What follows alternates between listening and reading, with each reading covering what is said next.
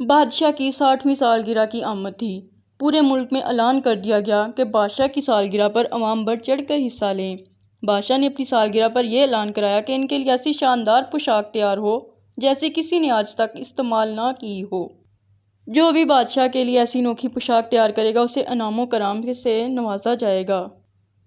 چندو جولاہے کے 3 ذہین لڑکے تھے جو بادشاہ کے مظالم سے تنگ تھے۔ یہ تینوں بادشاہ کے دربار میں حاضر ہوئے اور بادشاہ سے کہنے لگے کہ ہم آپ کے لیے ایسا لباس تیار کریں گے جو آج تک بڑے بڑے بادشاہوں کو نصیب نہ ہوا ہوگا، لیکن ہماری ایک عرض سن لیں کہ یہ انوکھا لباس دیکھ کر ہر کوئی اش اش کر اٹھے گا، لیکن جھوٹے، بے ایمان اور فریبی شخص کو یہ لباس نظر نہیں آئے گا۔ البتہ اخراجات بہت زیادہ ہوں گے کیونکہ کپڑا سونے کی تاروں سے تیار ہوگا اور لباس پر ہیرے جواہرات سے کام ہوگا۔ بادشاہ نے لڑکوں کو مطلوبہ رقم فراہم کر دی۔ 10-15 دن کے بعد بادشاہ نے اپنے سپہ سالار سے کہا کہ وہ جا کر دیکھے کہ ان لڑکوں کا کام کہاں تک پہنچا ہے۔ سپہ سالار نے دیکھا کہ لڑکے کپڑے بننے کے انداز میں خالی ہاتھ ہلا رہے ہیں۔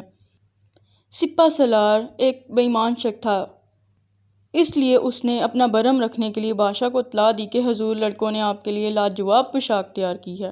3-4 دن بعد جھوٹے اور بے ایمان وزیر نے بھی بادشاہ کو یہی رپورٹ دی۔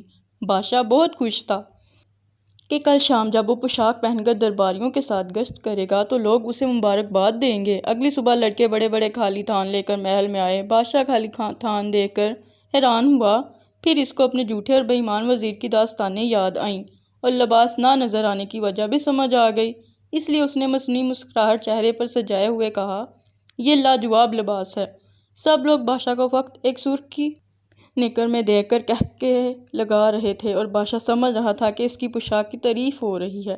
اچانک بادشاہ کو ایک بچے کی آواز آئی جو اپنے باپ سے پوچھ رہا تھا، ابو، بادشاہ سلامت صرف ایک نکر پہنے کیوں کھڑے ہیں؟ خاموش، بے ادب، اگر بادشاہ نے سن لیا تو سزا ہو جائے گی۔ دیکھا بچوں، 3 ذہین لڑکوں نے بادشاہ کو کیسے بے وقوف بنایا۔